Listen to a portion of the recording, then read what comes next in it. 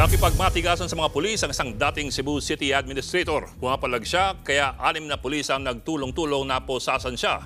Nasa frontline ng balitang yan si John Roa. You are standing and you are all armed. Ako naglingkod ako pulis. No? Palaban si dating Cebu City Administrator Colin Russell sa mga pulis na mag-aaresto dapat sa kanya kanina sa City Hall. Pumalag siya sa pagpusa sa kanya. Umabot pa nga ng hanggang 6 na pulis ang nagtulong-tulong para arestuhin siya. Matapos ang halos 2 minuto, napusasan din si Russell. Inaresto siya matapos magpumilit na manatili sa City Hall kahit wala na siya sa posisyon. Matatandaan na pinatawan ng preventive suspension si Russell at Mayor Michael Rama kasama ang iba pang mga opisyal dahil sa hindi pagpapasahod ng ilang mga empleyado ng City Hall sa loob ng 10 buwan.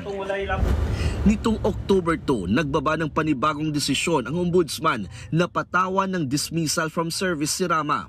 Agad dinala si Russell sa Waterfront Police Station.